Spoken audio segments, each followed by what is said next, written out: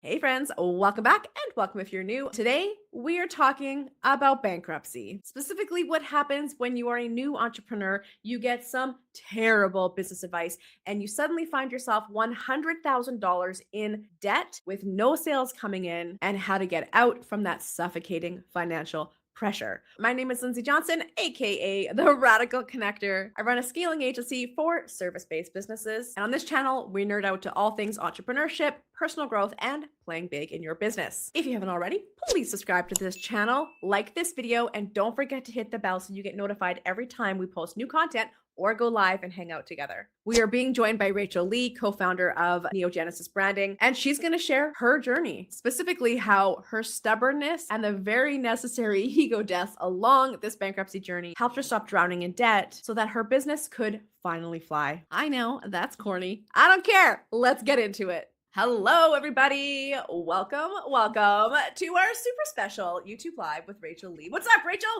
Hey, so good to be here with you today. Friends, I am excited, honored, and also kind of nervous for this conversation today. I think I'm mostly nervous because I want to make sure that I am sensitive and not hitting any triggers because we are talking about money, specifically bankruptcy, and what happens when we get ourselves into sort of dire financial situations and how we come out of it. And that's what we're going to talk about today. Rachel, how are you feeling? Honestly, a little nervous too. It's weird because I've shared this story publicly before on my Mhm. posts, on my socials, and I've had conversations with people about it in DMs, but this is my Yeah. first time actually talking about it in a public setting, like live. So I'm excited actually to share about this because I feel like a lot of people do struggle with it. And Mhm. I feel like this is just something that a lot of people need to hear. So I'm excited to dive in. Right. And I mean, when we first talked, gosh, like 3 years, was it 3 years ago? Probably at least, right? Yeah, like 2022, I think? Yeah, like a 2022 was like when a we it's met. been a minute. So Holy when we crap. first talked, I know that that was something that you had shared with me, but wasn't Mm. public information yet. And it was that, just basically where you had spent money on things that didn't work, didn't matter, and just the extreme stress that you were under. I would love if you wouldn't mind. Again, I just want to handle this so sensitively. So if we hit a point where you're like, I can't talk about that, you can let me know. But if you were to kind of take us back to sort of before the debt started adding up, but what was the Mm. mindset around I'm going to spend here, I'm going to buy this, what was the influence that made you buy different things or hire different people? Like take us to that early stage mindset. Yeah, so I think part of it was just timing. I quit my full-time job at the start of 2019 without proper planning or a good bridge plan. I was rationed 24 at the time. I just knew that I couldn't stand my full-time job, and I had only a few months of freelancing under my belt before I made the decision. So you already know the setup for that. Rachel doesn't have a consistent income, has no idea how to actually run a business properly, likes the idea, and then decided to quit her job cold turkey, thinking that she was going to make it happen. I made the jump, spent the first year realizing, oh my gosh, I just jumped into a pool and I don't know how to swim. So a lot of splashing happens, a lot of trying to gather bits and pieces of knowledge that I didn't even know that I needed.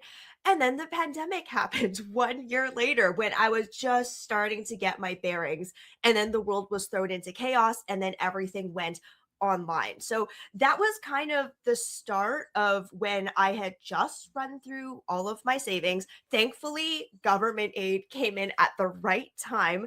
Mhm. And when the government aid came in, I ended up choosing to use that and then reinvest it into my business. So none of it really went into my pocket. I actually used it to invest in the training that by the end of year one, I knew that I needed. I knew that I didn't know how to run a business. I didn't actually know what it meant to run a business. I was in freelance land and I had just wrapped my mind around the concept of, yeah, so business isn't just about being good at what you do and earning money off of it. There's a whole lot more to this game than like people make it out to seem. And I also learned that I didn't know how to market myself, because when you work at a job, the company you work for does all the marketing and you just do the work. And so those were two big gaps that I understood I was missing at that time. And so I think the first program I ever invested in was a sales funnel program. You already know that this is not going to end very well. That was a year-long program. It was around $3,000 per month. And this is me with zero. I know, it was bad. I didn't start off on a good foot. $0 in the bank account. Every month that government aid came in, I would sift it into this program. So that already is not a good situation. But in my mind, I was thinking, well, once I know how to play this game, then the money will start coming in. So this is a good investment. What I didn't realize at that time is what I was investing in, it wasn't appropriate for my stage of business, because you can't market until you have a business. Marketing is telling people about what you got. I didn't have anything solid, but the program and my coaches I was working with in the program, they didn't tell me that. And this is, I'm pretty sure we're going to get into this, but I invested in the wrong thing at the wrong time. Not saying that what they taught me in the program wasn't good, but Yeah. that knowledge, I ended up needing it in year 4 or 5 of my business, not not on year 1. So I'm going to put a stop there, because that Yeah. kind of paints the picture for you of where I started off. Well, and just to affirm, not that this helps, but maybe other folks watching can learn from your your journey. That's a really common journey for early stage entrepreneurs. There is this hyper focus on, sales funnels and investing in marketing and advertising, and if you believe in yourself, you're going to go quit your job, go full in and invest all this stuff. And you know what? That might apply to certain business models who have savings or investment or loans or whatever, and they have a runway.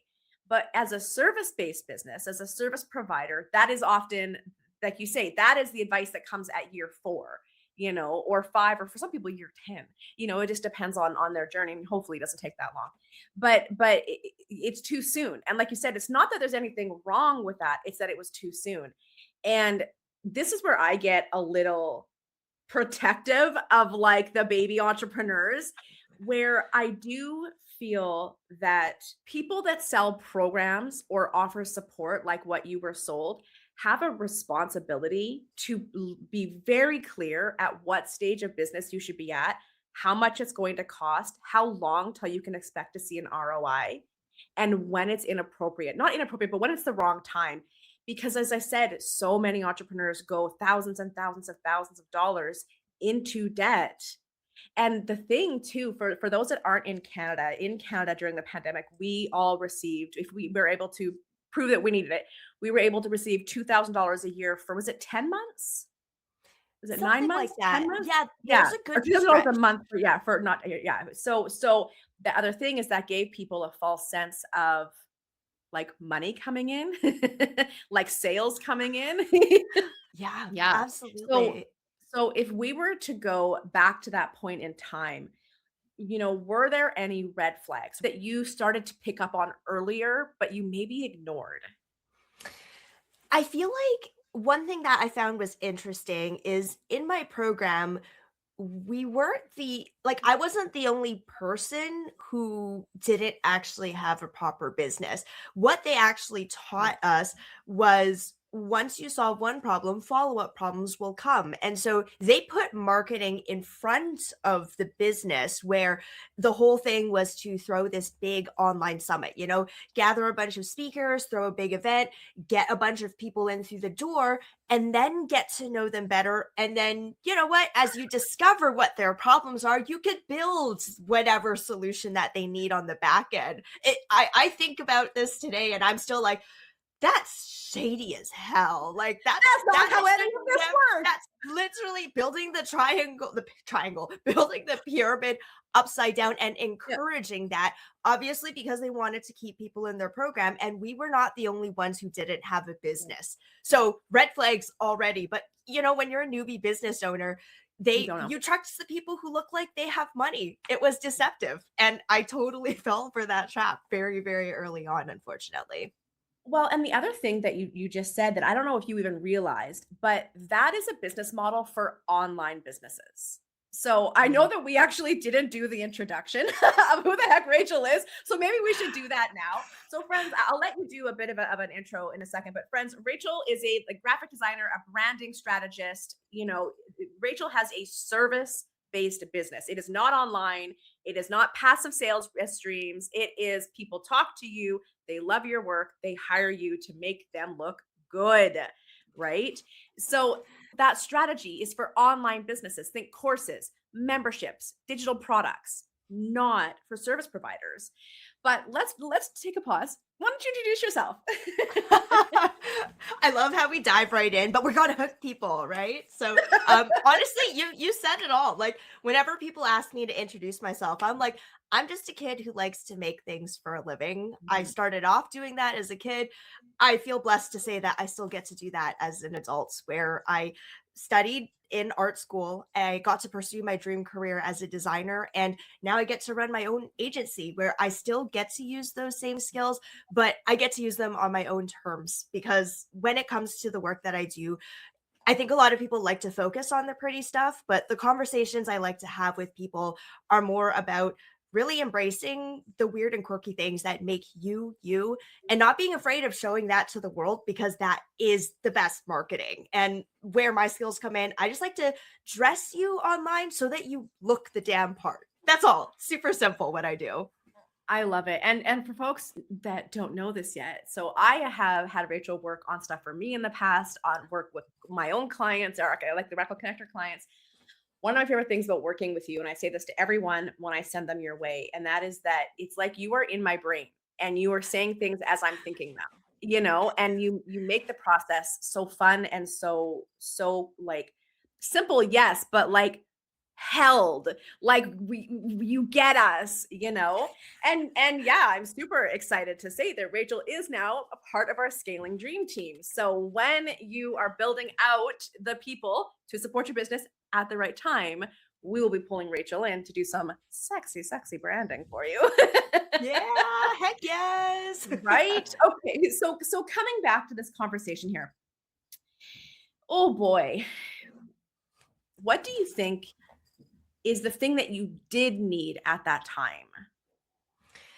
Honestly, I probably just needed one person, like a single coach, Yeah. working with me one on one to understand what was in my head. Because, when you do something new for the first time, you don't know what you don't know. So I was in the situation where I was missing things that I wasn't aware that I needed. And in a situation like that, the only way you could spot that is when you have a seasoned coach who's working with you one on one, asking you the right questions, kind of like a checklist, right? Like, okay, you want to start a business? Do you have this? Do you have this? Do you have this? And then going through the whole list. And then as we go through the list, I would very easily be like, nope, nope, nope, nope, nope. I don't have any of those things. But it wasn't also in my awareness to even get help in those areas. And Yeah. also just to tell me, here's what you need to do first in very simple fashion,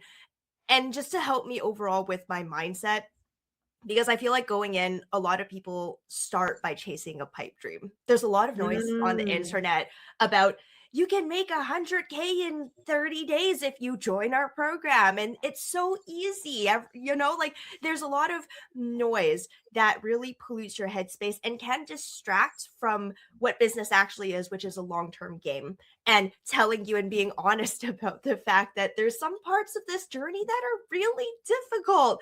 And honestly, if I had known how difficult this journey was going to be, I would not have started. Thank God I was so Ooh. freaking naive, because if I had known just how challenging the road ahead would have been, knowing my personality back then, I would not have made the jump. It was just so incredibly difficult. But once I was in, I couldn't back out.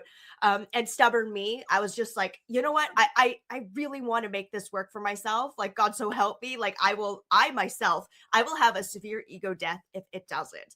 foreshadowing to the conversation we're going to have about bankruptcy, but Yeah. that was like literally where my headspace was at when I first got started.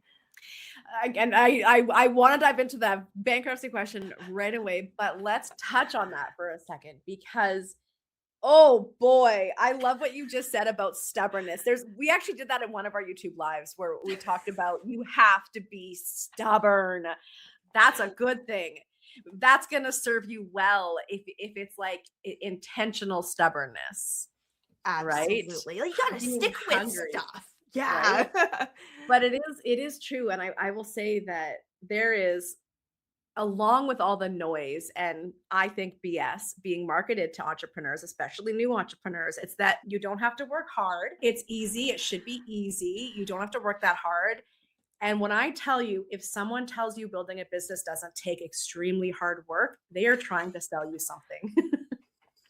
Oh, Right? yes. Deceptive marketing all around. All around. Okay, let's get into this whole conversation around bankruptcy. Oh, yes.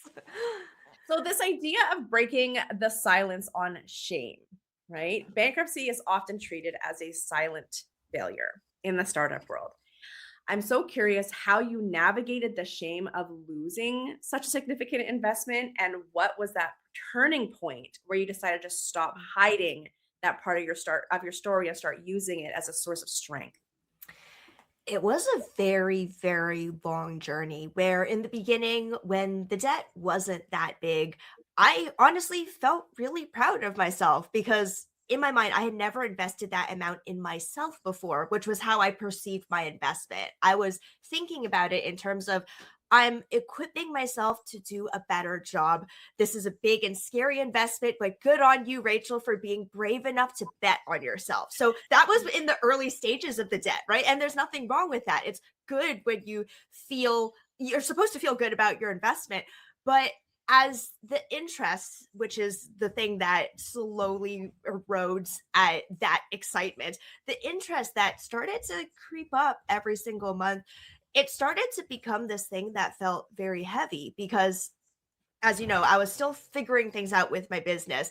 Income was inconsistent, if not non-existent in some months. And but every month there was this bigger and bigger amount that I would have to pay that would get sucked into this black hole. And over time, my excitement waned and it became this weird survival thing where I would wake up every morning knowing that I didn't have any sort of income coming in, but I would have all of these payments that are coming out. So it's just like you're actively bleeding out with no way to stop the bleeding. And every morning you just wake up with a sense of literal survival, fight or flight. And you go onto your computer and you're just scrounging literally for scraps mentally. You're like, someone, anybody, help me, somebody buy my services. And you're just in this crazy state of panic.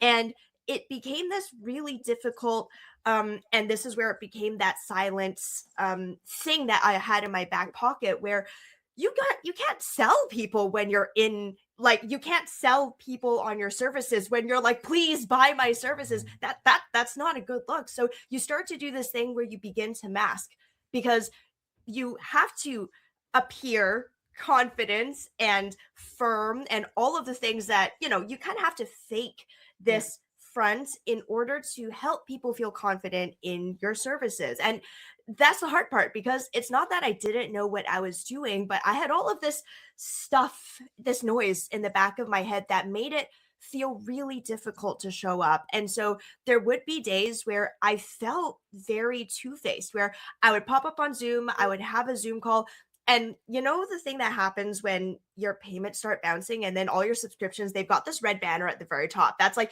if you don't pay us in 30 days, we're going to shut down your account.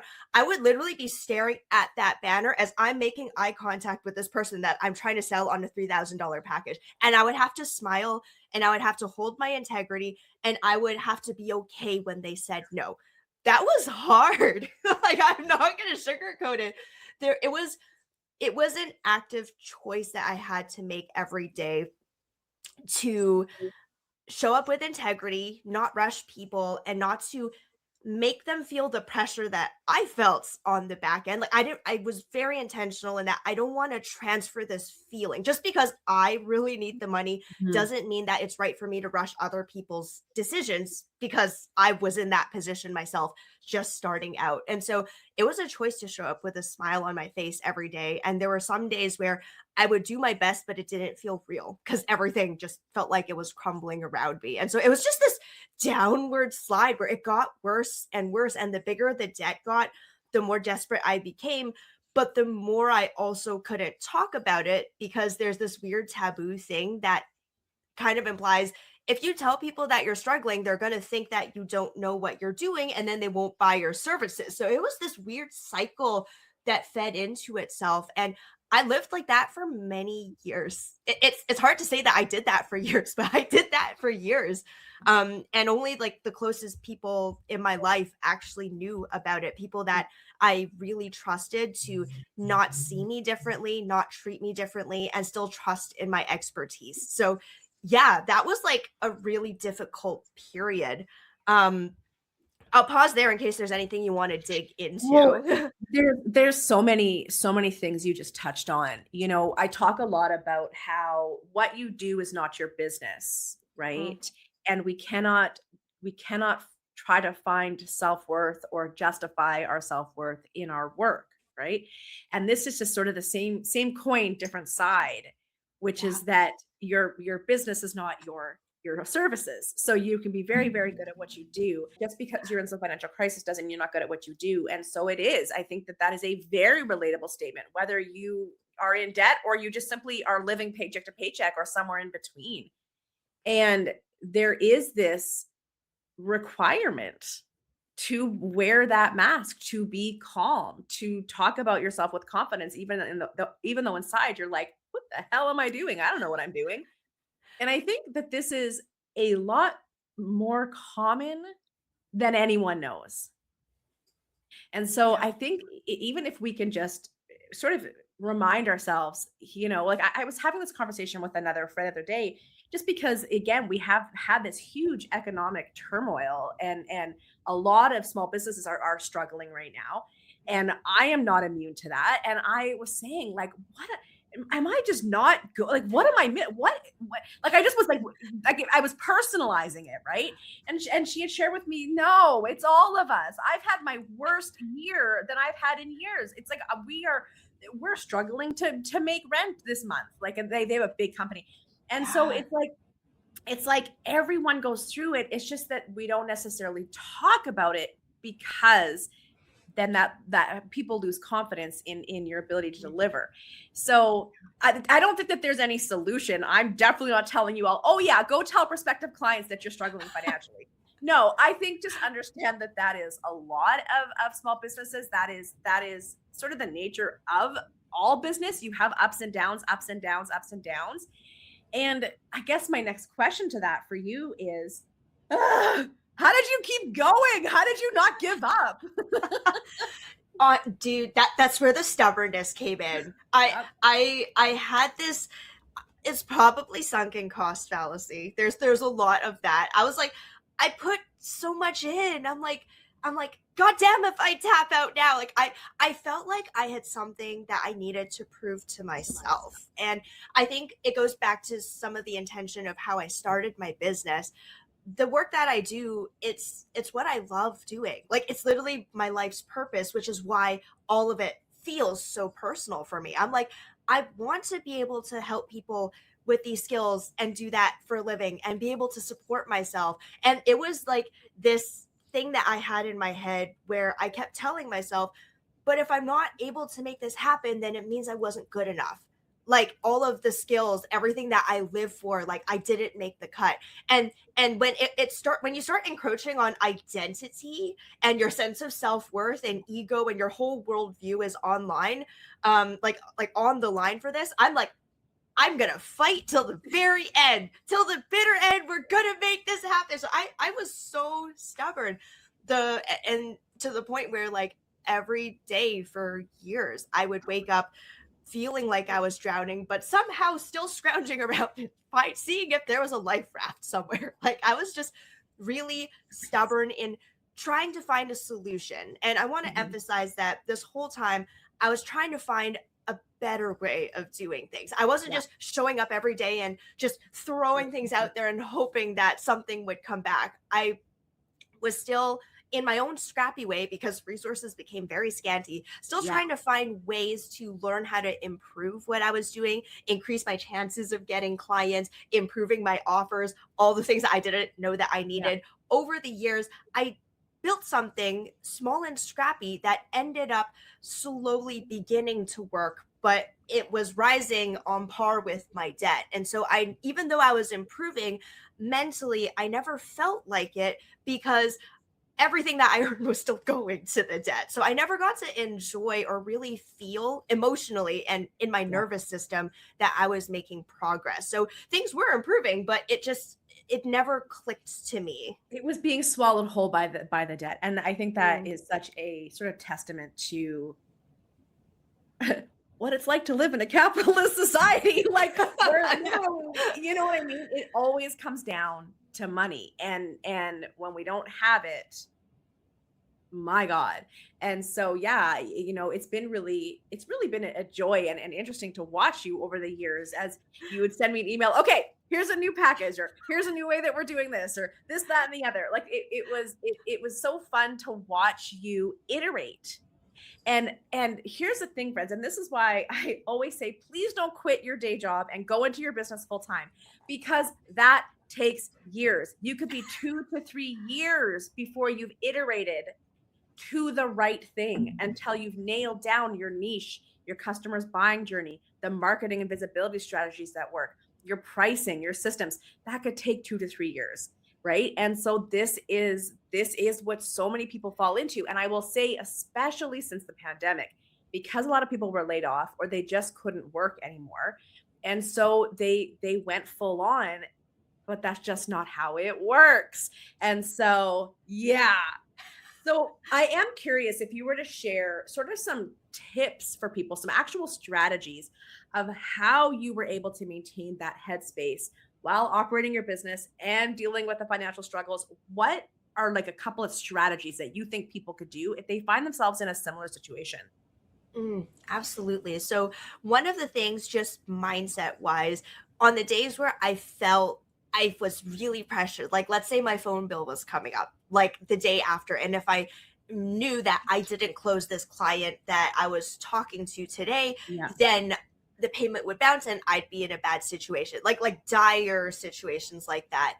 I would have this mental pep talk in my head that's like, okay, Rachel, you're feeling the pinch right now. The pinch is really, really bad, but you showing up and making your client feel that is not going to help them make a good decision. So a lot of it was, even though it might not have felt genuine because it was just, I was like on freak out mode on the inside, I would do my best, very, very best, to just be calm and collected and understanding. And as if I had $1 million in the bank, I would try to treat a sale as such, because I know that the right clients will say yes at the right time. And that's on their timing and that's not on my timing. And so I would have this visualization exercise I would have in my head, and also just rationally letting myself know, okay, yes, there is not $1 million. We're actually minus a lot of dollars right now. But you showing up a certain way is not going to help you land the sale, because I know I've had the opposite experience before too. And I'm like, when somebody was being pushy on me, it was an instant turn off. And so I knew that it would work in my favor and increase the likelihood of someone saying yes if I showed up, I did a good job of working through my emotions, and I treated it as if I had that amount of money in my bank and nothing was on fire and everything was okay. Just in that moment, because how the client feels is the most important thing. So that was like one thing that really helped me navigate really, really tough situations. Um, but even like I learned a really cool strategy that helped me get through really small and scrappy when, the reality is we have to pay our bills and you have to pull in the money from somewhere. And I know that there's this thing in our heads where we're like, I know the value of my services. I'm not going to stoop past a certain point stoop. And I say that intentionally because you feel like you're undercutting yourself when you Yeah. offer your services for less than what they're actually worth. And people know that. They're like, oh, if he's into the perception that you're cheap or you're wishy-washy. And I know all of those things, but when you're in a position of need and you just need to get things going and pay the bills, like if my design software, it was going to get shut down in like 7 days if I didn't get something done, like that sort of situation. It's okay to, in small quantities, offer your services to people for less just to get things going. Just get yourself out of the water so you're not drowning, so you can make better decisions. This isn't a forever thing, but for now, there's a need that you have to meet. You need to breathe in order to continue running this marathon. And so that was a big mindset thing that I had to get over, but it helped me in some of the worst situations where my services were going to get shut down if I didn't make any sales. And I'm like, all right, Rachel, you're going to have to get over your darn ego. You know what this is worth. But also, there are people who are willing to pay money for your services. It's just a matter of if you are willing to offer it for less just to keep things going. And so in the darkest hour, doing small and scrappy things like that to help me get by was indeed very helpful. I did also obviously consider picking up like a side job or whatever, but once I did the numbers, I knew that me doing small and scrappy was still better than what I would have pulled in with a side job. So I ended up opting for small and scrappy, but everyone is in a different position. So also say, don't be afraid of doing small and scrappy, because you need to breathe in order to run the rest of that marathon. Even if you're going to have to experience some small ego death, know that this is temporary. We just need to put a band-aid to stop the bleeding before we can begin the healing process. Yes. So those are like kind of like the two things I would say that really got me through. Well, and it's so beautifully said. I love how much you've been using the phrase ego death today. I feel like the two themes, stubbornness and ego death. And I think those two go very hand in hand. But exactly, whether you're doing a sale, offering a discount, potentially even doing some freelance or picking up some work on the side. And I think that is what happens when we start our own businesses. And especially if you have had successful sales and you know how much the work is worth, you look at things like going back to have a job and you realize that will never pay me enough based on how much time and energy I have to give. I will never get paid enough. And so, okay, let me dig deep and let me, find that energy, find that will, that stubbornness, and keep having sales conversations. And this is why, it's just, there's no if, ands, or buts. If you are at a certain stage in your business where it is early stage and you do not have sales coming in, like money coming in to pay yourself, to invest in your business growth, the only thing that matters is sales. There is nothing else. I don't care about posting on social media. I don't care about going to an event that isn't aligned with your potential customers. I don't care about, creating another blog or starting a podcast. Nothing matters. Nothing matters except sales. That's the only thing that matters. Full freaking stop. Actually, let's talk about that sales thing for a second. We're going to come back to the bankruptcy in just a minute. Yeah. Were you confident and comfortable doing sales early on? Did you even know that was your number one? It wasn't graphic design and branding work was not your job. Your job was sales. Did you get that? Oh my goodness. I had such a bad relationship with sales because I started off on a bad foot where I mentally and emotionally wasn't in a good position because I had all of this debt that had accumulated before I had even my first sales conversation. So I'd say that it's like starting off a race, but you already had a twisted ankle. Like, yep. that's kind of what it felt like. So even though I knew logically what I needed to do in a sales situation, I felt like I was coming in kind of handicapped because there was a lot of other mindset stuff going on in the back of my head that made it really hard to navigate the conversation. I find that when your needs are taken care of, sales is actually kind of fun. You're literally just asking somebody, oh, how can I help you? Oh, this is what I do. Oh, do you need that? Absolutely. Here's what it would look like for us to work together. It's so beautiful and natural when you don't have all this shit going on in the back of your head. Unfortunately, I started off my sales journey already at least $30,000 in the hole and starting to realize the position that I was in. And so um, it was an interesting experience redefining my relationship with sales, knowing that's how I started, and then realizing a little further along how fun it could be when having a sales conversation didn't mean life or death. My brain registered it as every time we have a sales conversation, you either make it or break it. If you catch the fish, you get to eat. If you don't, you go hungry. Like every time I had a sales conversation, that's how my brain registered it. So it would, my heart would literally be pounding. Like I have a smartwatch and it would literally tell me like high heart rate before I go into my sales calls. I'm like, I know. Like just need to like take a breath and have a moment. But it took a long time for me to actually realize how amazing and fun sales could be. And it wasn't until after many conversations where I had a really bad time just navigating and regulating my own emotions while in those conversations. And that just makes me so sad because sales is so fun. Like you said, when we're resourced, when we're not stressed, when we're not, going deeper in the hole, sales at its core is just customer service. It is just understanding there are people out there that want what I do. Hey, do you want this thing, right? And I want to pull up a comment here from Jackie in the chat, and she said this needs to be said more, and that sales and marketing aren't the same. Right? Yes. And it's such a great comment, Jackie, because it isn't the same thing. And so what you were sold was marketing, but what you needed was sales. And so even in our world, the radical connector world, we're always teaching at early stage just enough marketing, just enough, because the marketing strategies become clear the more that you sell, because understanding how your customer buys is what leads to good marketing.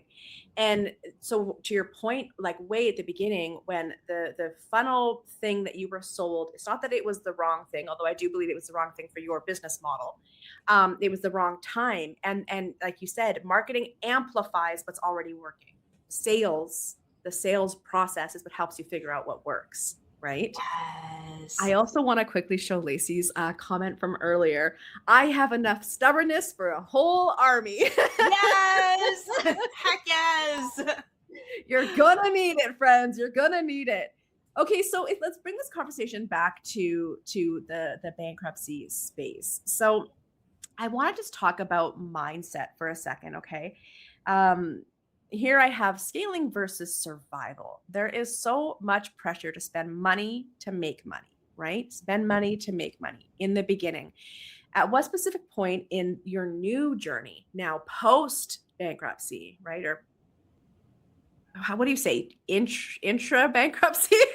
Yeah, I guess so. You're still moving through it. You know what I mean? Like, because it's done, but it's a journey, right? So at what specific point in this new journey here did you realize you could actually grow faster by spending less? And how did you determine which expenses were essential and which ones were just distractions?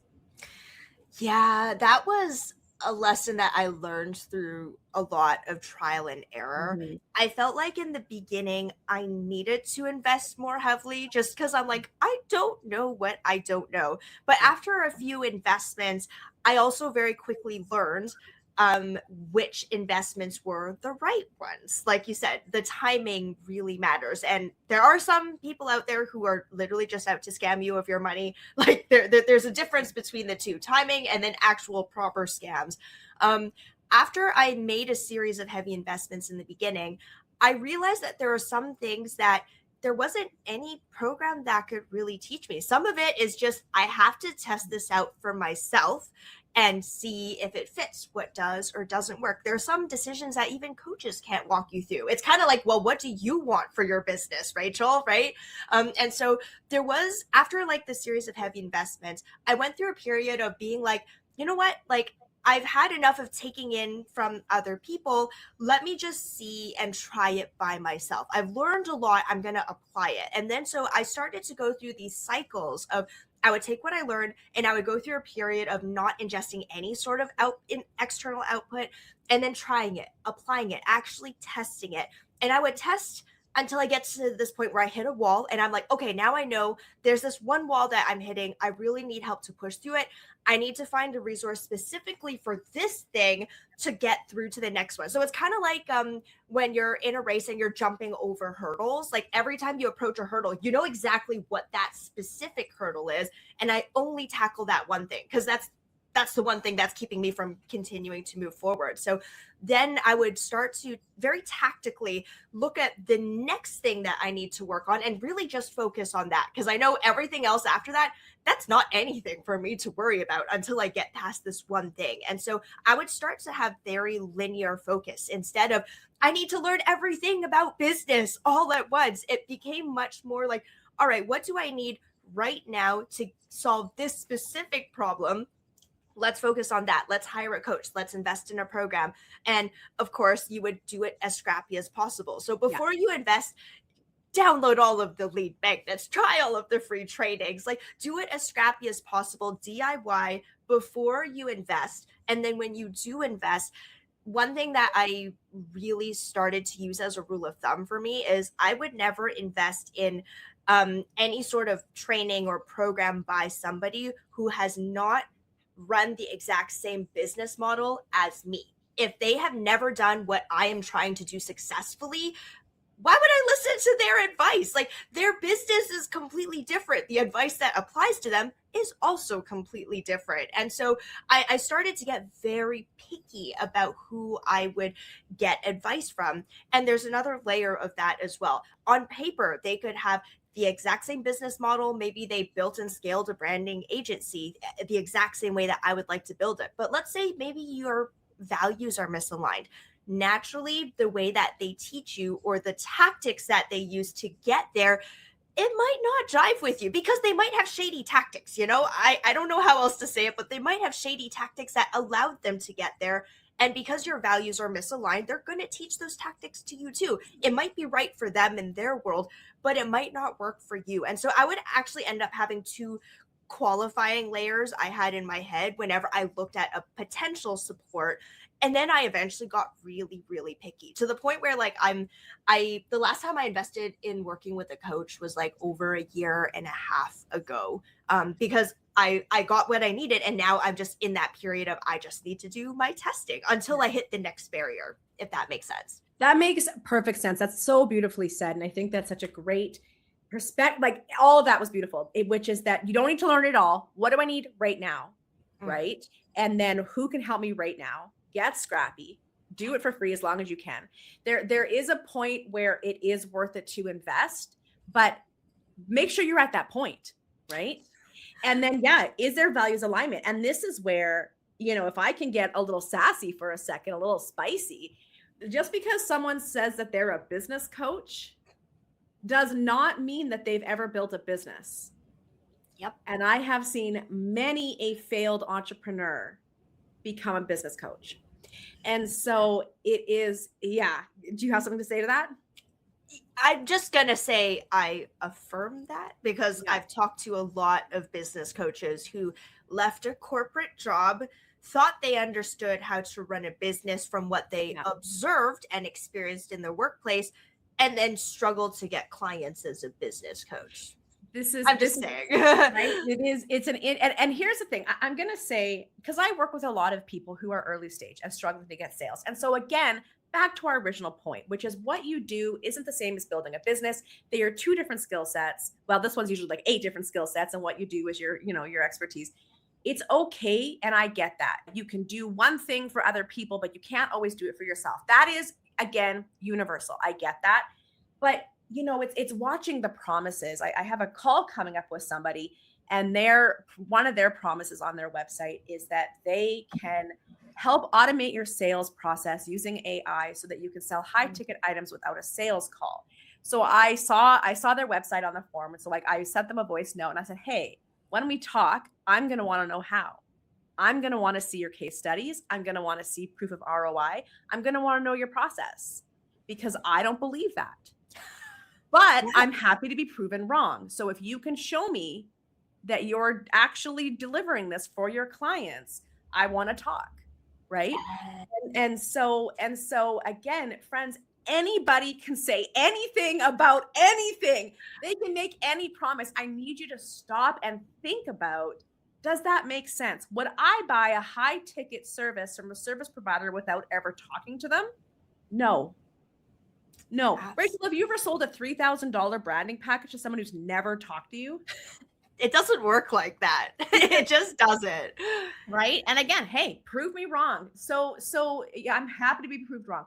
And so yeah, I just, I really want to sort of back up what you said, which is, we as consumers have to get good at reading through the fantasy that's being sold and think about your customers' buying journey. And if you don't have customers, think about the way you purchase things and go, would I do that? And another thing, that this was a gift that you gave me years ago when you went through, I don't remember the name of what the program was called anymore. That, remember whether like a 12-week sales and marketing program that we went through, because with that program, it wasn't teaching you to do what I did. It was teaching you step by step to think strategically, get into action on specific things, and learn what works. Right. And I love that you said that you said, I got to figure out what works, and I'm going to go until I hit a wall, and then I'm going to get the right support. And what you had said after going through that course was that you had wished you had found me way sooner in your journey, and that I helped you turn on the engine in your business. Yes. And I still use that all the time. Let's turn on the engine in your business. Right. I use that phrase all the time. And that was a gift you gave me. So thank you. And that's exactly it. It is, we have to be so mindful of these Me Too programs and courses and coaches. Do what I did to get what I got, because that's not how it works. What you need to do is learn basic skills and then how to apply those skills.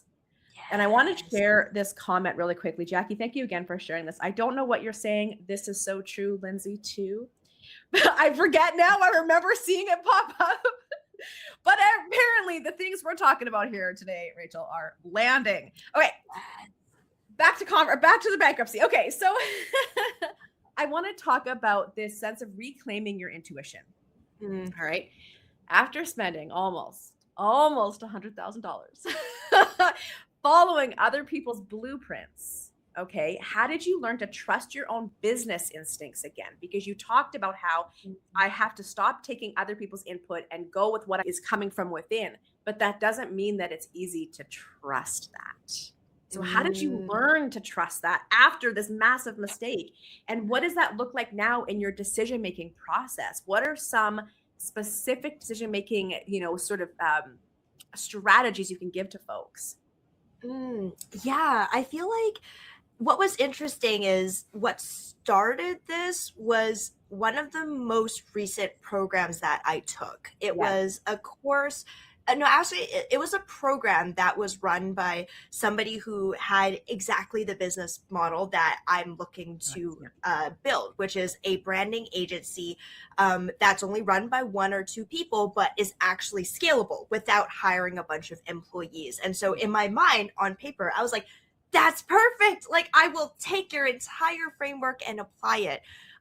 Now, when it came to their framework, there were some parts of it that I really liked. One of them being that they ran everything in an intensives model. And you knowing my services now, you'll be like, oh, okay, like, yeah, that's what Rachel ended up adapting. That said, their model, it kind of bundled a bunch of things in that I personally don't offer. So in the past version, when it came to everything that I did do the brand strategy, the messaging, the design, the website, everything all together. That was what my coach did under their intensive model. But for me, I'm like, I only realized that I only like doing the visuals. So how do I adapt your framework, which relies heavily on selling the strategy up front and then selling them in a two-step thing on the execution on the back end? I'm like, but what if I don't do the strategy? What if I just sell the execution? How does this model apply to me? And after I went through the program, at some point I ended up leaving because I realized, okay, well, I learned what I needed to learn from this. I know how to run the thing, but now I have to adapt it to my version of my business because I'm not budging on the thing that I offer. I'm not going to change and adapt what my offer is to fit your model because I already know what does or doesn't work for me. I know what's in my zone of genius, and I refuse to offer anything that's outside of it for the sake of my clients and for the sake of my own sanity.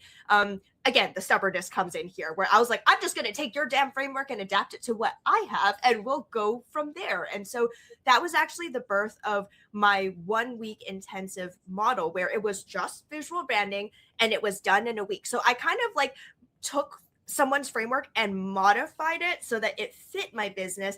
And then I needed a period of testing. And I actually tested for all of 2024 and all of 2025 to get case studies, proof of concept, portfolio pieces, polish the process until I could basically do it in my sleep now. And so nobody really taught me how to do that, but I knew I had something really good, but I needed to really just test and refine it by myself. And so I got really good at doing that one offer. I got really good at those sales calls because everything is just rinse and repeat, rinse and repeat. What didn't work last time? Let's try something different. And so you're literally just polishing the stone over and over again. And I knew, and maybe it was just like I've had so many misfires with my decision making that my gut was going to help me steer those decisions. So my gut was just like, all you need to do, just keep making sure you have something really, really good to sell, and all of your sales will come easier. People will say yes easier. Your marketing will be easier. Everything will become easier.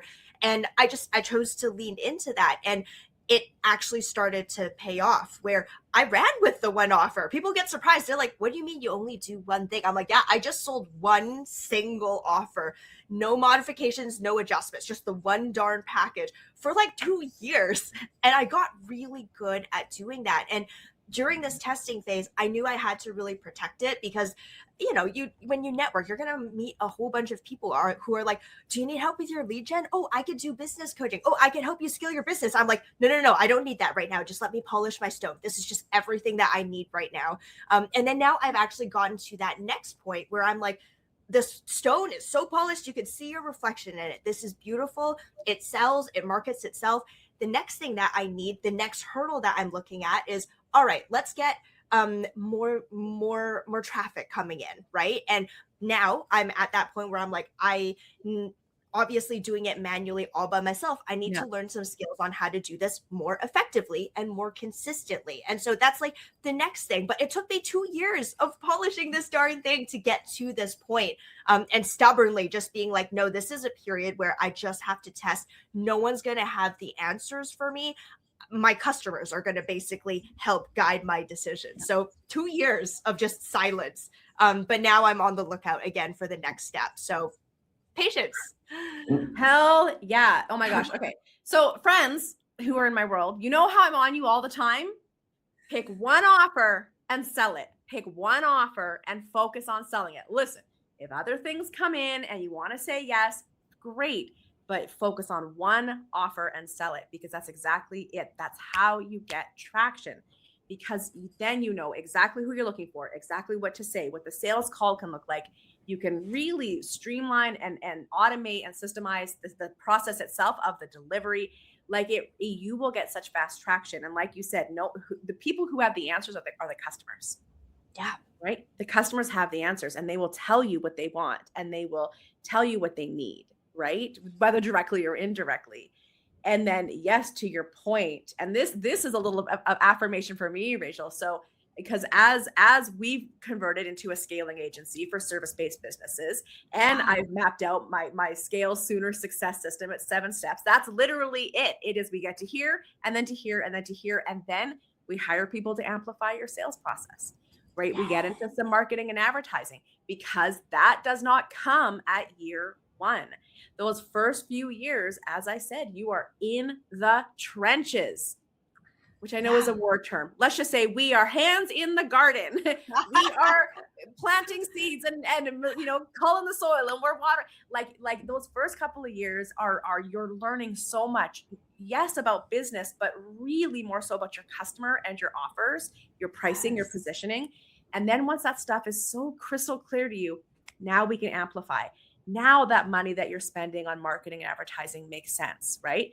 Even more so, Yes. now we can hire people to do our sales for us, right? Yeah. Because we know what works and we can say, here's what works, here's who to look for, here's what to talk about, here's what to sell. And it's like all of a sudden, I'm not just a practitioner, a tactician doing all the work. All of a sudden, I'm a business owner, right? Yes. So hell yes. I want to share a couple of comments. Lacey says this conversation is incredible and so valuable. Heck yes. Thank you, Lacey. I'm so glad that you're enjoying this. We're going to get into some Q&A in just a second here. Reflecting on each sales call, what worked and what didn't is so important. And so many of us hate doing it. And that, Jackie, thank you for that comment, because that is so important when it comes to sales. A bad sales call doesn't mean you're a bad person. It just means it didn't work. It was the wrong person. Maybe you were off your game. In fact, I'll tell you a look behind the scenes in the Radical Connector. Again, I have been selling the same thing for 7 years. And so, maybe different iterations, but the same customer, the same problem, the same solution. I have been selling the same thing. And now that we are selling, like, scaling services, like, everything's expanded. And so, yeah, my first, I think, 6 sales calls of the year, I was like, oh, that was rough. What am I supposed to say? What am I selling? Because I've been on my own, like, sort of automated autopilot track for so long. And so I had to really, like, write it out. Okay, if they are coming to me here, this is what they should get. And if they're coming to me here, this is what they should get. Because I would find myself going, I need to think about what you should buy. Hang on a second. Let me think about this, right? And so through that process of going, if you're here, do this, if you're here, do this, now that's helping me go back and refine my intake form. So now I know better questions to ask. So when you come to the call, I know where you're at. So I can already be thinking of what you're going to need. So again, when we say, right, your customers are going to help you dictate this sales process. I love selling. Selling is my whole thing. And I had some awkward, weird sales calls this year because that's just a part of it. And again, I say that has nothing to do with how good you are at what you do. That has nothing to do with your capacity to be a business owner. It has nothing to do with your self-worth or your value. It has everything to do with your skills. And guess what, friends? Skills can be learned. Skills can be refined. And as Rachel said, skills can be polished. All right. I want to get into one final question, and then we're going to head into some Q&A. We had talked off camera, you and I, before booking this conversation. You had mentioned feeling lighter, sleeping better now. Can you describe the moment that you realized that your net worth and your self-worth were no longer tied together, and how that mental shift really impacted the way you handled not only the bankruptcy decision and journey, but just the daily stress of your current business, like where things were at? Yeah. It's interesting. I feel like bankruptcy is a really hard topic for a lot of people because in their minds, they're like, this means failure. It means that I didn't do my job and I'm waving the white flag. And so to answer this question, I'll provide a little bit of context because there's a long period where I knew that there were solutions to my problem, but I very stubbornly chose not to even look or get informed about what they were because in my mind, even looking into solutions meant that I was already considering to wave the white flag. I was like, I would not even consider. So in my mind, and this is where if I were to do it again, I would definitely get informed sooner. In my mind, even getting informed meant considering and already being like, oh yeah, like, well, if this doesn't work, then plan B. And I was just like a straight plan A or die sort of person. And so I was so stubborn to the point where I wouldn't even get informed about what my options were in the case I really needed it. And so the ego death, and I use this very intentionally, started when I got to this point in my journey where I had just gotten proof of concept for my 1 week package. I was like, I have something. For the first time since I've started my business since 2019, I feel like I really have something. But in order for this to really fly, something has to go, and that has to be the debt. And so I knew that in order to get this plane off the ground, something had to be cut. And the only solution that I knew to get rid of the debt quickly was to get informed. And so the hardest part was to actually just do the research. It was the hardest Google search of my life. I don't even remember what I typed, to be honest. I was just like how to deal with like a crazy amount of debt, or like what does bankruptcy even mean? I literally did not know. And it was really hard to even ask the question. It was just me and my computer, but I felt this weird sense of like, oh my God, I'm doing the thing. I'm doing the thing. Like, it was really hard. So I think that was actually the hardest part, looking, just looking at what the options were. And the funny thing is, the more that I got informed, the better I started to feel. I'm like, oh, it's not that bad. Oh, it could be that easy. Really? Like, there are options out there that are like, everything seemed so much better than what I had before. And so like I found a good place, they had good reviews, I did a consultation. The person who helped me was like really amazing, super kind, super understanding. Everything they presented to me, I'm like, everything you're saying is better than the situation I'm in. Just sign me up for any kind of program. Like, just let's just do it. And so it was like boom, boom, boom. I think the next hardest thing was for me to break the news to my parents. Obviously, as a Mm. responsible kid, I had to tell my parents, I'm like, so I did a thing. And that was a really another ego death, because this whole time I had been telling my parents, I'm like, I'm doing my best with the business. It's just really hard, but I really want to do this. And I've really stuck to my guns. And they're just looking at me drowning over here. They're like, Rachel, we respect you. We bailed you out a few times, but you just got to figure out your thing. When I broke the news to them, I was deathly scared. I'm like, you guys are going to disown me as a daughter. I bring shame to the family. Like, there was just so much going on. But after I told them, they were actually like so relieved. They're like, thank God you found a solution. They're like, we were dying over here watching you drowning actively. And this is all my own doing. But they're like, we can't help you. This was your decision. You want to stick with this. We respect that. But we are suffering looking at you scrounging every single day. And so thankfully, my parents were just relieved. They're like, we're so happy that you found a solution, so you can actually breathe and sleep easier. And so that was like the second biggest hurdle that I had to go over, because there are people in my life who were close to me that I knew that my debt had affected. And so Mhm. very thankfully that conversation went well. And honestly, I made the decision to also publicly share with everyone after I had that conversation. I was like, okay, my parents are cool with this. I actually somehow still feel intact, my sense of identity. If anything, I felt like I did a very big and brave and responsible thing. I think that my mindset shifted at some point, because things were actually starting to feel lighter. Immediately, I didn't have to pay like $3,000 a month worth of interest. Like, immediately it started to feel lighter. And mentally I realized, I was like, the weight also came from a lot of the shame that I didn't realize I carried around with me. Like, it's really heavy when you know you've got this thing. It's like this thing in your closet. You've got all this debt. You're drowning. It's this weird, shameful thing that no one talks about. It feels heavy, and you don't even want to look at it, right? There were so many times I avoided even looking. I would like hide my banking app on my phone. So I just like, out of sight, out of mind. It was just this thing that was festering in the background. So the fact that I didn't have to deal with it anymore, um, it really helped. It felt so much lighter. Like, everything was out in the open. Big scary post that I made, I decided to tell people about it too. Thankfully, there was like an outpour of support. So many people raised their hands and said like, "Oh my God, me too." I was actually sad whenever I saw so many people say "me too," and my first thought was like, "Not you too!" Like, no, my friends. Like, it was like a it felt liberating to share, but also sad, because I saw so many people struggling with the same thing as well. And so it was like a very slow process. Even afterwards, for recovery, mentally, I knew that I was in a much better place. I wouldn't have to pay all this interest. I can actually test my offers without feeling this weight of scarcity. But it took my body, like my nervous system, about a year and a half to like fully settle. Cause I would still wake up in the morning and be like, oh my God, I need to get started on work right now. And I'm like, no, no, no, no, no.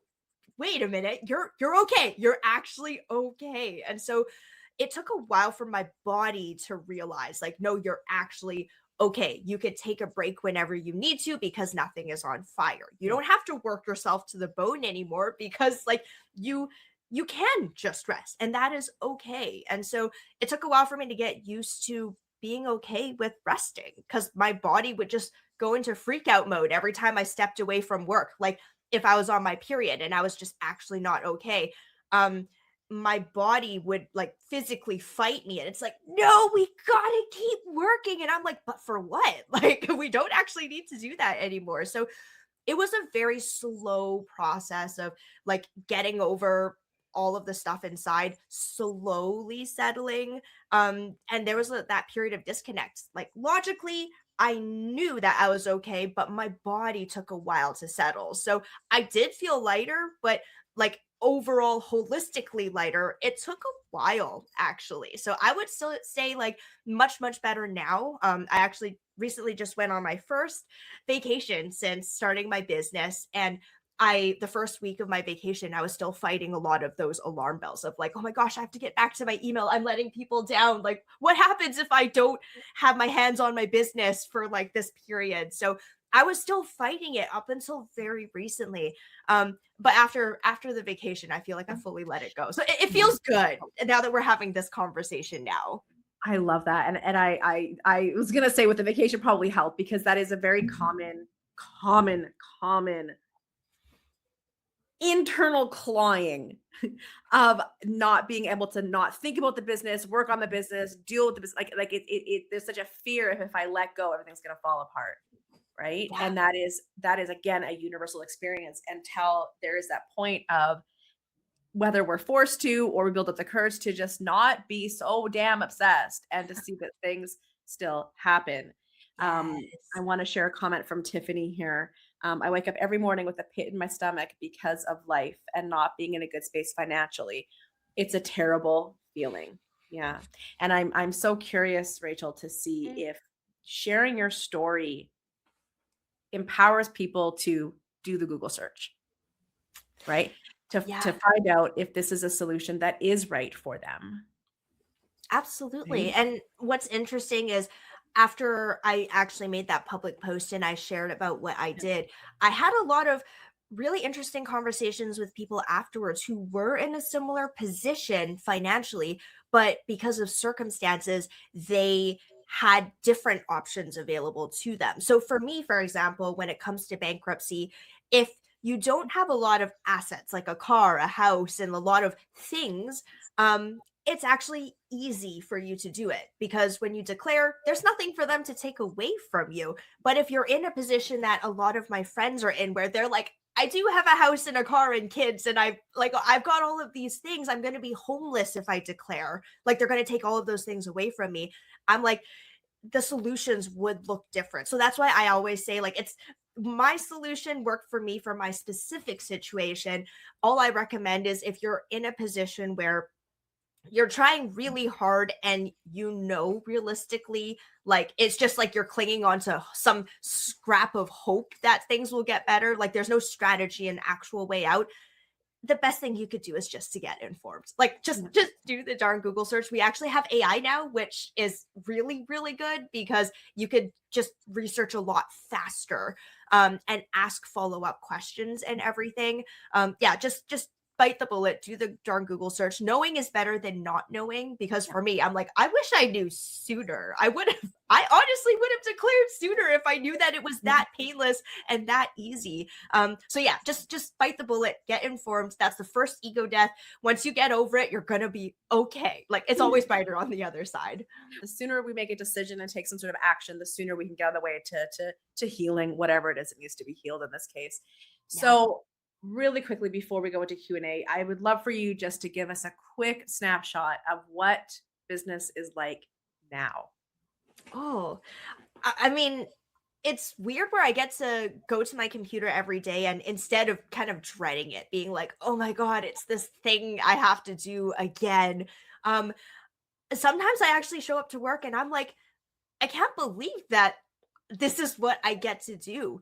Like I get to just literally stay at home, like roll out of bed, get ready, talk to people I love, do this thing that I really enjoy doing, feel so good and proud of the work that I'm doing, so excited about like where my clients are going.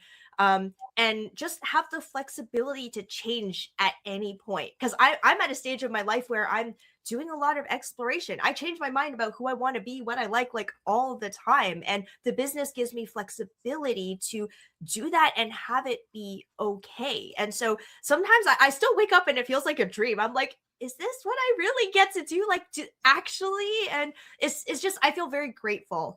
Also having clawed my way out of a pit, like the sunshine feels so much nicer after Yeah. you spent all the years in the darkness. So I kind of feel like Gollum from Lord of the Rings. I'm like sunshine. Like I kind of feel like that sometimes. I'm like, it's so beautiful. And it's like I get emotional on some days where I'm like, I can't believe that I get to be doing this.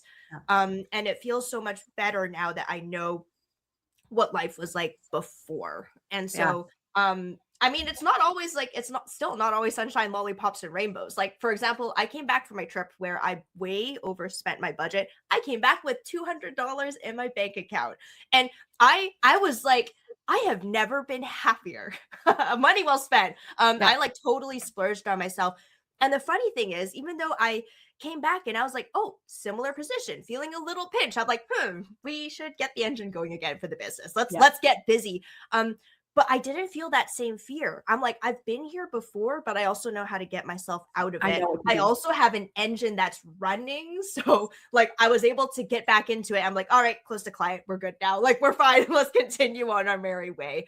And so I do have to emphasize one thing regarding the bankruptcy and all of the stuff financially.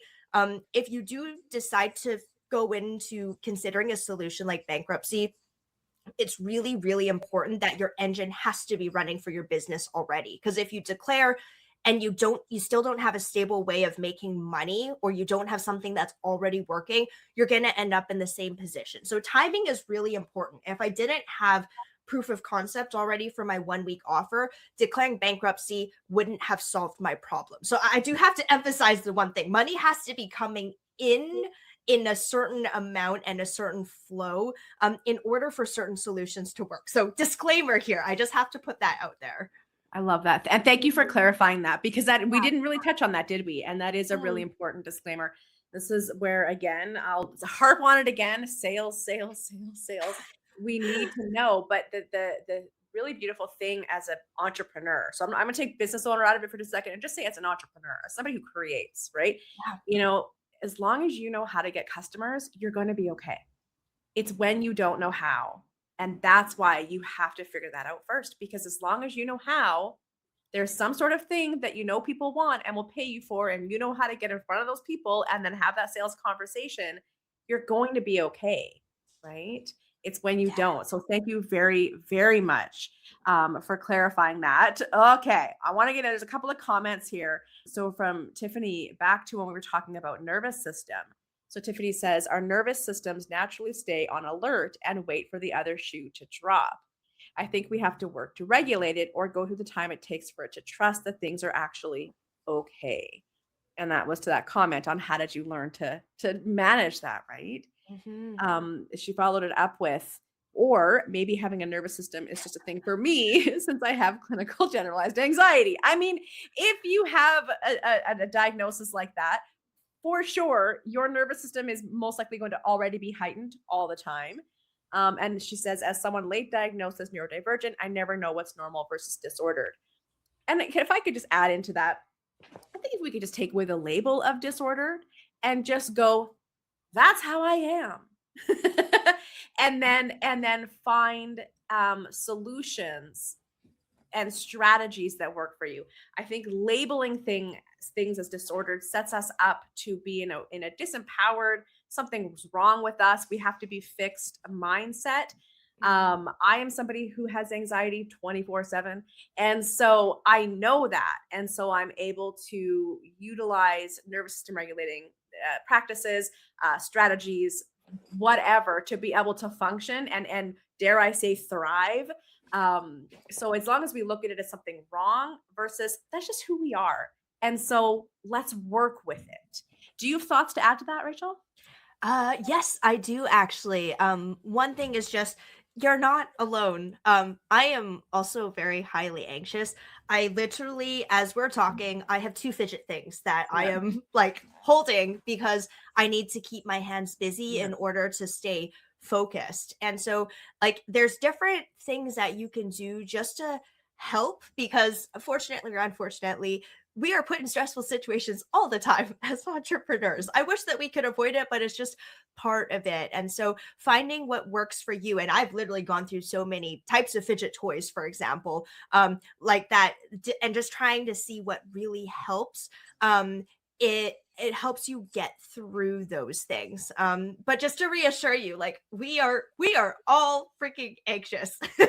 What we do is hard too, so like, um don't feel like that there's something wrong with you, because what we do whenever you choose to go out and do your own thing, like, that's really brave. You don't know how things are going to go. There's no guarantees. It is uncertain. And so, just to reassure you, you're not the only one. And even for me, I'm like madly spinning my fidget ring as we're having this conversation. So yeah. Also, I feel like you need to show that fidget again because Tiffany also made a joke about your Lord of the Rings, my precious. Yes, my precious. Yeah, I literally like I have a lot of fidget things, but this is the one that works for me because it's on my finger. I find that sometimes when I have like a thing, I've dropped fidget toys on calls so many Well, times, this and then is I would just be like, I can't. because I have my little, it's hilarious. I got this at, does it even work anymore? No, it used to light up. I got this years ago at the Oh my Lesbians Who god, Tech conference in San Francisco. so And so good. I'm often spinning it and it usually lights up. I got to replace the batteries, but I always wonder if people can hear it. Like, can you hear it? No, I can't. Because whenever I'm on calls, because I'm down here doing it, and there's this thing where it hits the inside of my fingers that just feels so nice. So good. And that's why, like, I've needed to find like fidget things that are quiet, because Yeah, like, clickers feel satisfying, but I yeah, always do worry about Zoom. So like, I have this pen that is squishy, this yeah. squishy foam. It's like this cactus. I literally just like squeeze it on my calls. I love that. All right, we Yes. got a comment from Lacey. One of the best things for me about being a solopreneur is that my boss definitely appreciates me and my talent because the boss is me. So tired of being in jobs and being treated like a child. Yeah. Yeah. It's interesting being our own boss because we can also see where maybe our boss is a little critical of us. Maybe Yeah.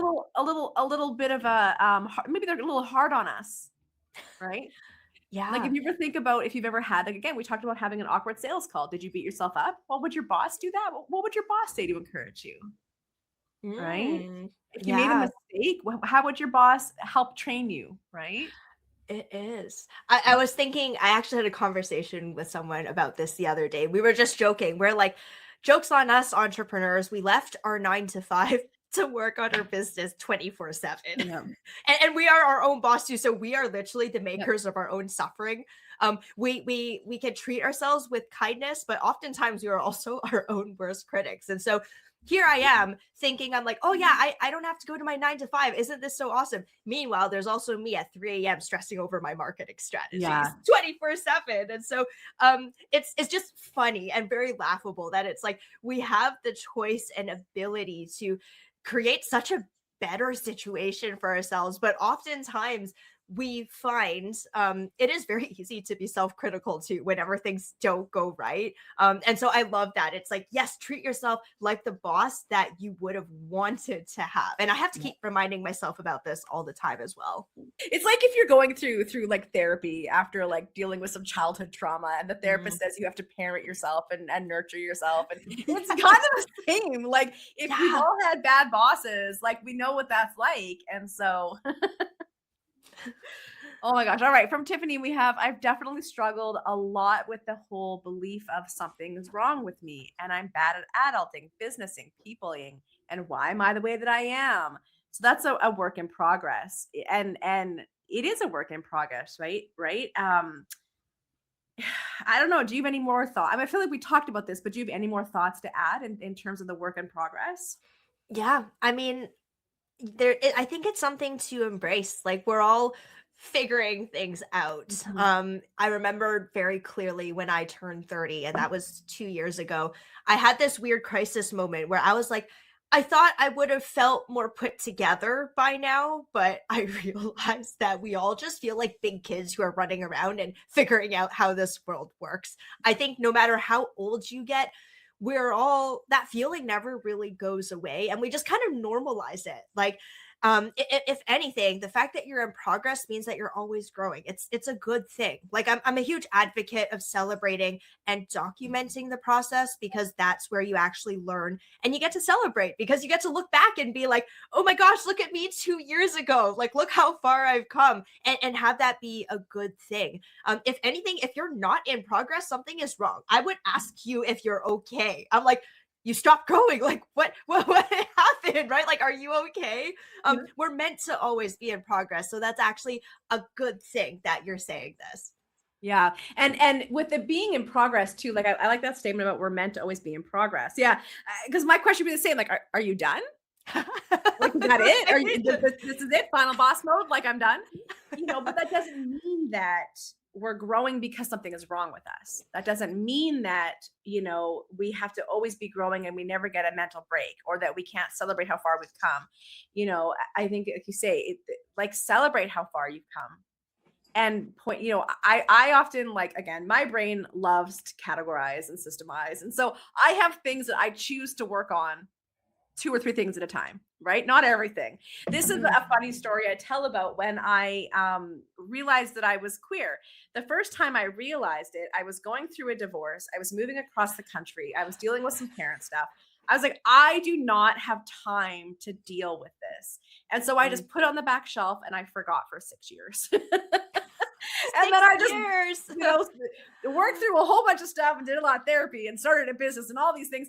And then something reminded me and I went, oh yeah, I forgot. I got to deal with this. That's so beautiful. Isn't that how that, but it's just, it's just that reminder that we can't do all the growth all at the same time. Pick a couple of things and dive into it. Get into it, Yeah. Lacey says here, spinner fidgets don't work for me. I like clicking things that makes too much noise. Yeah, you have to get like a thing that clicks without a sound, some sort of soundproof clicky thing. Yeah. So Tiffany says, I might actually need to journal on what kind of boss I am to myself and what kind of boss I'd like to be. Rachel, what are 3 things that stand out to you when you think about the kind of boss you want to be for yourself? Having experiences with different kinds of bosses and also having been in management myself, it's funny when I think back to when I was manager at an animal hospital. Like, I actually think, even though that wasn't my dream design job, I feel like I actually like that job the best because I felt like I got to tap into the side of myself that was actually a good leader. Like, whenever like my teammates would come in, and I was always the first to open the door, right? I'd like do opening and everything, and they come in, I give them a hug. I'm like, yo, what's up? Like, you ready to start the day? Like, let's make today count. And it felt like running a team where you would check in on everyone. And if someone was struggling, my first thought wasn't like, oh, just like suck it up and do your job. I'd check in and I'd be like, hey, is everything okay? Like, can I help you with anything? Like, I noticed that you're struggling with something. And sometimes they would be like, oh, sorry, I'm on my period today. I'm just really low energy. Or, oh, like I had something happen at home. It's just weighing on my mind. And you just make sure that they're okay and ask if there's anything that they need. And so I'm very happy that I had that experience because now I have to, uno reverso, apply that to myself whenever, like, let's say I had a bad sales call and I left the call feeling really awkward and questioning everything. Then I would have to do that same pep talk, but for myself, myself, and I, like 3 Rachels in my head having a little conference is how I visualize it. And then one of them is like, okay, Rachel, like checking in. Are you okay? How are you doing? How are you feeling? Do you just need to step away for a moment right now? And I would have to like pull out manager Rachel and I would have to like manager myself. It's really hard though, because it's all in your own head and we always err on being more self-critical. As business owners who are always looking to grow, it's very easy to think of the criticism as a good thing you should be doing because you're like, I'm trying to improve. I need to get better. I need to close the next sale. But yes, growth and improvement, but you also need to create a space that feels safe and give yourself the ability to feel everything that you need to feel. It's okay that you left the call feeling weird and awkward and you just need to take a walk or take a nap, right? Like it's okay look, all of those things can be true at the same time. And so I kind of just draw mostly from that experience that I had, or if you've had any experience in your life leading anybody, taking care of a kid, even, right? Kid has a bad day. You're not going to just be like, suck it up, princess. You're going to be like, oh, there. Like, it's okay. Like, what do you need? Right. Like taking care of anything, even me and my cat. And I'm like, oh, why are you like, I could tell when he's not in a good mood. I'm like, okay, what's wrong? Did you have a fight with your siblings? Right. Like you have to treat it with some tender love and care first. Make sure you're okay. And then there's a time and place to be like, okay, now that the emotions are settled, there are some things we need to address. Why did that situation happen? Yeah. What can we do to make sure that that doesn't happen again? But make sure you take care of your emotions first. Because, and I learned this the hard way as a sensitive person, business decisions don't go well if you do them when you're in a heightened emotional state. Yeah. Never do it. Just give yourself like 2 seconds. Close your eyes, take a deep breath, imagine yourself in your happy place, and then come back and then make the decision. Never do it out of an emotional state. This is true for everything in life, friends. Please, if you are in a heightened emotional state, if the nervous system is dysregulated, go for a walk. Yep. Take some deep breaths. Yeah. Maybe give it a day or two. Then make a decision. Then have that conversation. Yes. Don't be reactive. That's a recipe for disaster. Oh, all right. Lacey's question was, does your advice change at all for someone with a service that you are literally the first person to ever offer and in a niche space? Lacey goes into venues and organizations and makes them more accessible and friendly for neurodiverse people. And Lacey, I'm very much paraphrasing there. So let me know if I'm missing the mark. So But cool. it's very cool. It's definitely something that we would all appreciate, but it's also not something that's common practice. It's not a common conversation. It's not something that a lot of event organizers or companies are really even thinking about. And so Lacey is definitely running up against a lot of what I would say is it was when you're pioneering something new, most of your sales is around education. It's not about actually selling. And so it takes your sales cycle is a lot longer. So yeah, does that any advice that you've shared today change for somebody who's more so in the educating before selling type of business? Absolutely. First off, what you're doing is super cool and we need more of that. Way to be brave and pioneering something. Like if there's no solution, let's just go make one. So amazing and brave of you to do that. Also acknowledge the challenge that you must be having with your sales because people don't know that they need your services. And so in situations like this, and I've had conversations with people in similar positions, it might be beneficial to not go, because I assume it sounds like you're going the direct route right now, like straight to clients or prospect client and bringing your solution to them when they're not solution aware. That said, I'm sure there are parallel organizations who are also doing amazing work in your space, like in general, when it comes to neurodiversity and organizations that provide support or parallel programs or whatever, they are actively part of the cause and they might have ties with or a better in route to the people who might be your ideal customers. And so I might actually go from a different angle if you're finding yourself like going head in is really challenging. Possibly see if you can forge some really cool partner alliances with people who are doing similar work, like different work in the same space, and see if you guys can find a way to collaborate in support of their clients and the work that they're already doing, because the people they're working are obviously problem aware. Otherwise, they wouldn't be working together.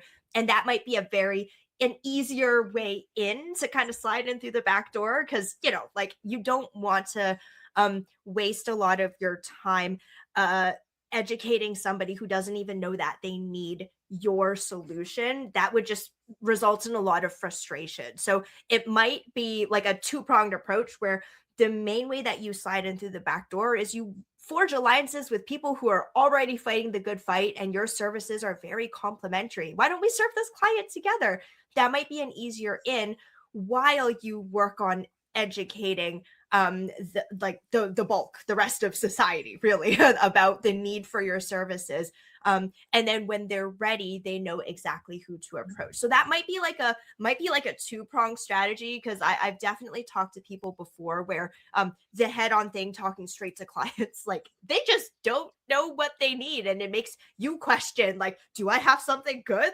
Like, have I even got something to offer that is like that people need? And so the more conversations you have like that, it will really mess with your headspace. So definitely recommend some alternative side shimmy strategies instead of head on.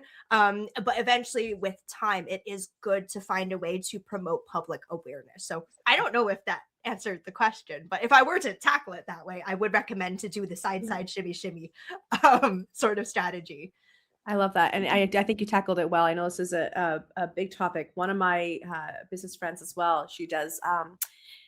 She's a trainer and an educator around size inclusive fitness. Mm, And, this is something that she's been at for years and years and years and still butts up against a lot of, right? And so, mm, it's very much a go to the people who want it, and continue to create that content around the awareness that it is needed. mm, It becomes more advocacy work in that world. And so it's like, where am I doing my advocacy work? And then where am I building a business? mm. And I like that approach, which is who else is in this space that's already got a foot in the door? Where can we collab? Where can we partner on things? And Yeah. always remembering that my customer is the person who wants what I've got, has the money to pay me. So if that's not them, it's not my customer. So move on. Which is, I know, Yes. a very pragmatic approach. Tiffany's asking, did Rachel talk about taking time off to travel to Asia and how that felt? It was everything that I didn't know that I needed. I didn't Mhm. know how tired and burnt out I really was until I was on the plane and on the other side of the world. Um, the first week was really crappy, if I were to be honest, because I had so much emotional stuff to unpack. After I got over all of that, the rest of the vacation was amazing. And it felt good to just finally enjoy everything that I worked really hard for, because everything that I had earned before went to servicing the debt. I never actually got to spend money on myself. So it was the first time since starting my business where I felt like I got to really enjoy the fruits of my labor. So it was fantastic. I over splurged, but I don't regret a single dollar that I spent. What's your advice to let go of that death grip and find some balance? I think one thing that really helped me was understanding that there are some things that you do have control over for the business and some things that you just don't. So, I'm going to use like a gardening analogy. You can plant the seed and you can show up and water it every day, fertilize it, give it everything that it needs from a growing condition standpoint. But you can't force the damn seed to grow, and it will grow on its own time, and it will grow however it wants, right? Like, you can't control the way that it grows or when it grows, but you can show up the effort you put in to improve those conditions every day. Keep showing up and keep watering it. Give it the sunshine, fertilize it, sing to it if you really need to. But letting go of the things that you just can't control, it will help you sleep easier at night. So, for example, when I first came back from vacation and I was feeling the pinch, I'm like, shit, I have $200 in the bank account and I've got some things that I need to pay in the coming weeks. And I knew the things I had control over was, okay, I need to restart a bunch of conversations with a bunch of people. So I got to hustle on that, and I have control over that. What I knew I didn't have control over was who would raise their hand and say, yes, I want to work with you. And that was the part where I just had to let go. And to kind of buffer that, because it can be scary to let go, I was like, I'm just going to focus on what I have control over more. I'm going to have conversations with more people. So you kind of like you balance it out, where it's like, if you're not sure which seed is going to like pop out, so more and just keep. So there are ways that you could just balance all of that, but there are some things you're just going to have to like let go of the wheel, and you're like, whatever happens ends up happening, and whatever does sprout, I will be grateful for it. Oh, so beautifully said. Yes. Rachel, this has been such a wonderful conversation. Thank you so much for hanging out with us today and for just really sharing the realities that I think is so relatable. hopefully folks that are watching this are going to learn also from your experience and not go down the same path. Yes. Friends, thank you so much for those who joined us live, for the great questions. We're going to go ahead and wrap it up. If you could just share one more thing from the bottom of your heart before we hang up and get on with the day, what would that be? Well, regardless of where you are with your business, what you're doing is amazingly brave. I just have to say, like, running a business is not for the faint of heart. Whether you're struggling or doing really well, like, you have to give yourself credit for everything that you've put in. And whatever you end up needing to do to find a solution for your problem, there is no shame in that, because the way that I told myself when I was struggling with those feelings was, well, this is how I earn my stripes. And now every person that I talk to, when I'm like, oh yeah, I declared bankruptcy before I turned 30, people, they look at me, they're like, wow, good job. Like like it's you earn your stripes when you go through the hard things. So even if you do have to make some difficult decisions, it might hurt in the moment, but in the long run, it helps you become a better person, a better business owner, and it gives you the ability to help people who are going through the same thing. So keep doing what you're doing, continue to be stubborn, but make sure you're smart about it. Don't keep doing the same thing. Always continue to find ways to improve, because it's important that you're always in progress. Oh, beautiful. Beautifully said. Wonderful. Mhm. Thank you so much, Rachel. This has been fantastic. Everyone, thank you so much for joining us today, and we will see you for the next one. Bye.